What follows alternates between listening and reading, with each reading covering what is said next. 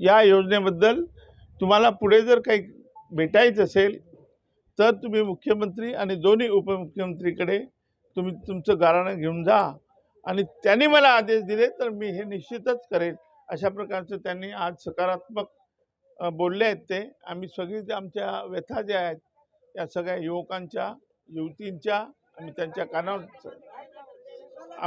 घातलेली आहे आणि त्याने चांगला प्रतिसाद दिलेला आहे। नाही केवळ वेतनही नाही, वेतन, कंटिन्युएशन अँड एक्सटेन्शन या तिन्ही गोष्टी आम्ही त्यांना मागणी केलेली आहे। त्यामुळे आता पुढची जे लढाई आमची पुढचा जो पडाव आहे आमचा तो मुख्यमंत्री आणि उपमुख्यमंत्रीकडे आम्ही घेऊन जाणार आहोत। एक सगळं विचारू नका।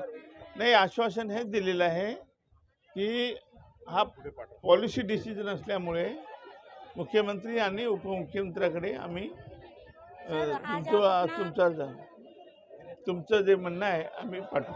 सर, आपको ये नहीं लग रहा है कि सरकार काफी लापरवाही कर रही है? 100% निवडणुकीपुरतं आमच्या सगळ्यांचा वापर झालेला आहे असं मला काय हरकत नाहीये, पण तरी देखील आम्ही मुख्यमंत्री आणि उपमुख्यमंत्री यांना भेटून त्यांना हे व्यथा जी मुलं आज 8,000 मुलं ह्या ठिकाणी आलेले आहेत, 8 ते 10,000 मुलं आज रस्त्यावर उतरतात आणि तरी देखील त्या मुलांचं व्यथा जर मंत्री महोदयांनी जर त्या ठिकाणी जाणून घेत नसतील तर त्या ठिकाणी त्याला सकारात्मक दृष्टीतून कुठली वाटचाल होत नसेल तर येणाऱ्या काळामध्ये आता कुठले आंदोलन करायचं, कुठल्या पद्धतीने करायचं, कारण मुंबईला येऊन आंदोलन करणे आमच्या अंगात ताकद राहिलेली नाहीये। त्यामुळं आहे त्यामध्ये आमचं काम कसं होईल किंवा राज्य लेवलचं किंवा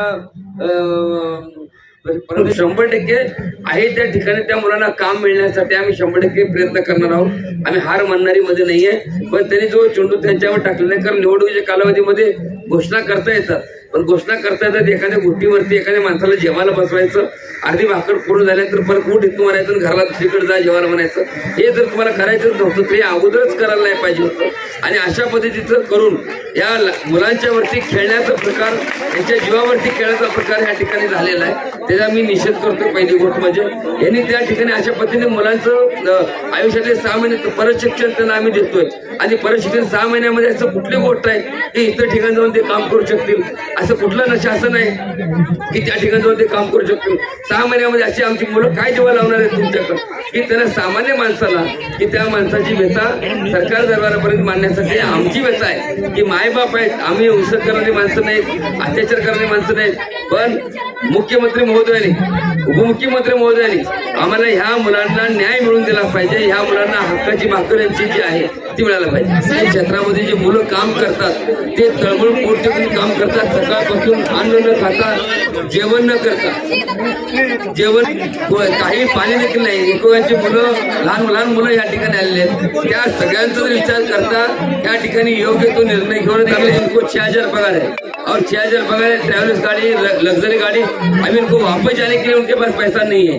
ये सब लोग यहाँ से ये आजाद मैदान से पैदल अपने गाँव को जाने वाले, ट्रक मिलेगा, ट्रैक्टर मिलेगा, जीप मिलेगा, जैसा कुछ मिलेगा उसी हिसाब से लोग वापस जाने वाले, इनके जाने के लिए भी पैसा नहीं है और इनको सबको खिलाने के लिए हमारे पास भी पैसा नहीं है। साहेब, सरकारला काय करणार आहे? जब काय झालं त्याला रस्त्यामध्ये आंदोलनकारीला चालत जाणार आहे? आता आमचं आंदोलन नाही, आम्ही आमच्या गावाला जाणार आहे, पण आम्ही आमच्या पद्धतीने जाताना सगळे मिळून जाणार आहे, सगळ्या घेऊन जाणार आहे। सरकारने पण त्याचं बाकीच्या गोष्टीच्या अनुषंगाने जर बघितलं, कारण ह्या जर बघितलं परिस्थिती, ह्या मुलांची जर परिस्थिती बघितली तर एवढी बिकट परिस्थिती, 6 महिन्यानंतर ते माणसं करणारच काय?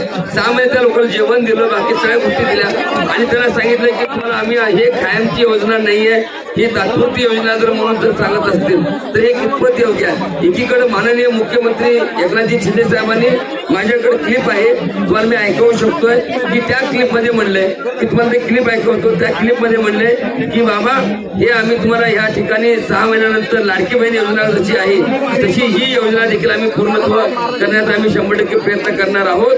जसे लाडकी बहिणीला आम्ही पैसे दिले तसे लाडकी भावाला देखील आम्ही पैसे देणार आहोत, अशा पद्धतीची भूमिका बघा ना तुम्ही, ऐका, आम्ही आमच्या मनाने बोलतो असा प्रकार नाहीये, ऐका